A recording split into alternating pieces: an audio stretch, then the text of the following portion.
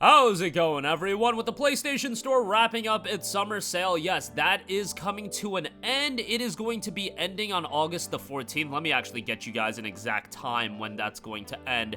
It is going to end tonight at 3 a.m. Eastern Time. It would be 11:59 p.m. Pacific. Your local time may vary, so if you want to pick up any games as a part of the summer sale, do go jump on that as soon as possible. Obviously, when one sale comes to an end, we got new sales cycling in, and we have the August savings sale that is live right now. We also have like a deals under, I think it's $20 sale, but I believe games under $15 sale, but that I believe is just a retread from a lot of the deals that are available in the August sale. That seems to be how they do things now, but we'll highlight that as well, because filtering the games under $15 sale, there's actually by full game bundle premium edition, which is what we always do, there's 453 deals, and then using the same filters with the August savings sales, there's 1721 deals. So yeah, that's quite a lot of deals, all things considered. But let's go over it. Let's start off with the August savings sale. You know, a couple sports titles. Persona 3 Reload is 35% off for $45.49.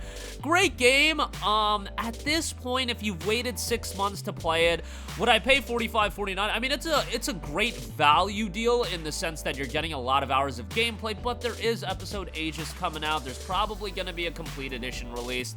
You know, weigh that. Can you wait longer? If you can, I think that would be advantageous. Gran Turismo 7, the game that seemingly never goes on a deeper discount, it's 43% off for $39.89. You guys, this game came out in March of 2022, and it's still holding up at $40. I can kind of understand why. Gran Turismo, to the people that want to play it, is a juggernaut of an IP, and why put it at a deeper discount? Like, you really don't need to. It is the premier sim racer on PlayStation, so, you know, I really enjoyed it. I thought it was really, really good, and for $39.89, I mean, if you're into this style of game, you're gonna get a lot of value out of it. Ghost of Tsushima Director's Cut, $29.39, another game that's held up in price, but Ghost of Tsushima is fantastic. Had a lot of my friends recently play through it with the PC release, and they all loved it. Actually had a little bit of a debate with one of my friends about the ending of the game. If you don't know, I don't want to get into spoilers, but let's just say there's something that happens at the end that's a little bit, I guess, divisive. I thought it was like pretty obvious with the ending of Ghost of Tsushima, but I digress. Play through it yourself. You're gonna have a great time with it. The story is great, and the evolution of Jin Sakai's character throughout the entirety of the game, I think, is masterfully executed. Can't wait for a sequel, whatever that is gonna be named. Fingers crossed that it comes out next year, because Sucker Punch, I imagine, has been hard at work on it. Call of Duty Black Ops 3 is on sale. Dragon's Dogma 2, only a 20% discount on that. Call of Duty Modern Warfare 2 Cross-Gen Edition, $34.99. I really did enjoy Modern Warfare 2. Like, I sunk a lot of time into it relative to how much I'm going to play a Call of Duty game these days. Like, it's not like I'm putting hundreds of hours into it, but I had a good time with MW2. MW3 seems to be a disaster by most people's accounts, but take that for what you will. Batman Arkham Collection is $6. Obviously, that's always going to be a good pickup. Need for Speed Heat is $9. System Shock, 35% off for $26. Not a bad deal there.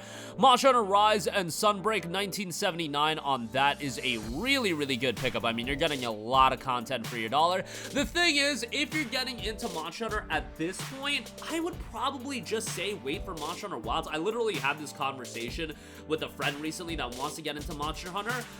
You know, World is worthwhile playing. Rise is worthwhile playing. All of those games are worthwhile playing, but we're good. We're like, what, a year, 9 months removed from the release of Monster Hunter Wilds. That game is going to, I would imagine, be a significant level up from both World and Rise. Now, why not just wait until Wilds come out? That's my 2 cents, but you know, if you want to check it out, it's gonna be worthwhile. Call of Duty Black Ops Cold War is $24.49 for the Cross-Gen Edition. That game's got a great campaign. Still Wakes the Deep, recent release, 25% off for $26.24. Have heard really good things about it. Definitely gotta check that out at some point myself. Black Ops 4, $19.79. All the COD games on sale. Crash Team Racing and Spyro Reignited for $26.24. Dragon Ball Xenoverse Super Bundle, that's Xenoverse 1 and 2 for $14.44.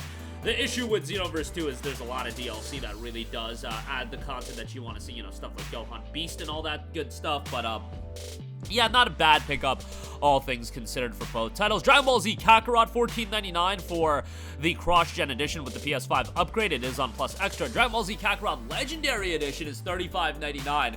That's actually a really good pickup from a value standpoint because you get the base Kakarot game, you get Season Pass 1 and Season Pass 2, and Season Pass 2, even on sale, goes for like $30, and the base price is $40 for Season Pass 2, and the Season Pass 2 content is pretty damn, it's not great, but I would say it's pretty darn good. You know, for $36, if you're a Dragon Ball fan, you probably already picked up Kakarot, but if for whatever reason you waited, that's not a bad pickup with all the content that you're getting. Monster Hunter World, 50% off for $9.99. I mean, the world is great. It's just, again, my rhetoric with Wilds and Rise still holds true. Ultimate Ninja Storm 4, $7.99 on that. Naruto Ultimate Ninja Storm 4, of course. Horizon Forbidden West Complete Edition, 34% off for $39.59. Recently completed Forbidden West again on PC. I think this is one of the most technically impressive games of all time. Legitimately, I get that it's a cross-gen game, but it might be the best-looking game I've ever seen in my life. It looks that effing good. And, you know, the environmental effects are great. The narrative is what I push back on with Forbidden West. And, bro, it's a story about, like, a post-apocalyptic world with robo-dinos. Like, it's gonna get a little wacky and out there, but I thought it jumped the ship a little bit. Jumped the shark, I think is the saying. But, yeah. I still enjoyed it, and I'm excited to see where the story goes in Horizon 3. But, yeah, that game from a narrative standpoint really didn't do it for me. But the content, the visuals, it's still a superb game in my opinion. DB Fighters, $9.59. God of War 3 Remastered, $9.99. We really need to get the God of War, the original titles, God of War 1 and 2, and then Chains of Olympus and Ghosts of Sparta. I actually dug up my PS3 collection recently, and I found the God of War Saga collection, and it took me back. Makes me want to dig up my PS3 in its entirety and play through some of these games. My PS3 collection is like probably the coolest game collection that I have, and I was going through a lot of those games, and I'm like, man, these games are just getting lost in the ether, and nobody talks about them anymore. God of War 1, 2, Chains of Olympus, Ghosts of Sparta, they can re-release those at any time, and they'll be very big, but yeah, we do need to get those games on PS4 and 5, and I'm not even a big fan of the OG God of War games, as I've said. I think they're fine action games, but I know a lot of people would go absolutely insane if those games did get announced to be ported onto, you know, current-gen platforms. But, yeah, $9.99 for God of War 3, not a bad pickup. Days Gone, $15.99. Talked about Days Gone ad nauseum. Really a far better game on what's called PlayStation 5 than it was PlayStation 4. The PS5 and PC versions are tremendous as far as ironing out a lot of the technical issues with Days Gone. Days Gone has some issues as far as the game itself, but it's a fairly good open-world action title. Unfortunately, you know, I doubt it's ever going to get a sequel, and Sony Bend seems to be doing something open-world related, but at the same time, you know, focus on multiplayer, which that just gets me to thinking, you know, live service elements being baked into it, and, yeah, that doesn't make me all too excited, but hopefully Sony Bend is cooking up something nice. Haven't heard from them in 5.5 years. Yes, Days Gone came out in April of 2019, so hopefully we'll hear about that soon. Castle Crashers Remastered, you guys, if you're a Plus subscriber at $1.49, that's a tremendous deal. It's a phenomenal co-op title. People will say you can play it solo and still have a good time. I think that is the case to an extent, but I feel like the co-op experience of Castle Crashers is where this game really shines. $1.49 on that is just insane. A terrific pickup there. Also, Firewatch, 85% off for $2.99. A narrative-driven, more of a walking sim style game with an awesome art style that this game is 8.5 years old, and it still looks absolutely fantastic. I would say definitely check out Firewatch. The ending is a little bit the game is fairly short, but $2.99 is an awesome pickup for Firewatch, and I think you'll thoroughly enjoy it. Again, $3 for that is great. Bloodborne Complete Edition, baby, $17.49. You get the Old Hunters DLC. I mean, Bloodborne is an all-time classic, and as far as the Soulsborne games go, Bloodborne is my favorite game in the entire, you know, From Software catalog. I should say from the entire From Software catalog, I would say Bloodborne is my favorite game out of them. Even, I would put Bloodborne over Armored Core 6, which is a game that's much more up my alley. Totally different kind of games, of course, really shouldn't be comparing them whatsoever, but I digress. Bloodborne is awesome, but that frame rate, oh boy, that frame rate do be needing some work. Let's just put it that way. But nevertheless, $17.49 for that is pretty good. Jujutsu Kaisen Curse Clash, 35% off for $39. I legitimately think that this has a claimed to be worst game of the year. I've talked about it at full, I talked about this game before, but I gotta crap on it whenever I get a chance. Bandai Namco, thank you for offering me a copy of this game, because if I paid $60 for it, I would be absolutely repulsed. I would be absolutely infuriated. This game is awful and the craziest cash grab.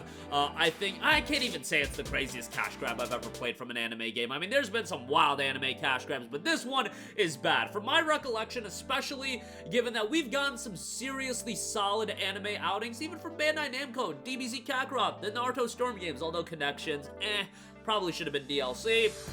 One Piece Odyssey, so on and so forth. They've been doing good from their anime game output, and Jujutsu Kaisen just was not it. Curse Clash was just not it. Hopefully, they bounce back with the Bleach game, because if you're gonna do Bleach dirty, I don't have that affinity towards JJK, but if you do Bleach dirty, we're gonna have a problem. I'm going to be very upset about that, but, you know, by very upset, I mean being infuriated on YouTube videos, so that's the extent of my rage. Spyro Reignited Trilogy, $14 on that. Great deal there. FF7 Remake and Intergrade, those are both discounted. If you haven't played FF7 Remake, I mean, definitely do so. It has its issues for sure. Remake does. I think Rebirth is a far better game, but still worthwhile to go through. AC4 Black Flag, $9. Need for Speed Payback for $1.99 actually ain't that terrible.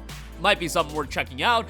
Marvel Spider-Man Miles Morales Ultimate Edition, down to $30.09. I believe this is a new low. This includes Miles Morales as well as Marvel Spider-Man Remastered. Would say that's pretty darn good if you're one of the 4 people that haven't played those games and watch our videos. But yeah, Spider-Man Remastered is really solid, and Miles Morales is a smaller experience. You can complete that in like 8 hours, but still a worthwhile game to go through. Dying Light, the base game is $3.99. The following Enhanced Edition is $9. Obviously, both those deals are fantastic. Monster Hunter World Iceborne Master Edition, $19.99. That's great if you want to play Monster Hunter. Final Fantasy X 10-2 HD Remastered, $9.99. I think that's a great collection. I am not as down on Final Fantasy X-2 as a lot of other people. Yes, Final Fantasy X is an absolutely iconic game. That is the game everybody is nostalgic towards, but I don't think X-2 is this absolute abomination that a lot of people think it is. I think it's like a fine extension. Don't go into it expecting something at the quality level of 10, but you know, as an accessory to the Final Fantasy X in this HD Remastered collection, I think it's fine.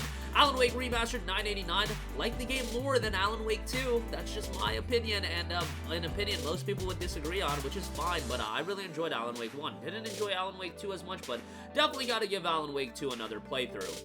Descenders is $4.99, Mad Max is $4.99, Little Nightmares for $4.99, quite good there. Until Then, 20% off for $15.99, sleeper of a game. That game is not going to get a lot of attention. It reminds me a lot of a sleeper from last year as well, A Space from the Unbound, I believe it was called. Narrative-driven, very emotionally gripping if you're into those kinds of games that really make you feel. Until Then is a really, really well done game. Throwback visual style as well. $15.99, I totally understand there's a little bit on the pricier side, but keep that on your wish list, keep that on your radar. I think a lot of you will be pleasantly surprised with all the big games coming out. Until Then certainly isn't going to be one of those games that gets a lot of attention, but I do think it deserves, you know, attention from the people it's relevant to. If you're into your narrative-driven titles, you'll enjoy that game quite a bit.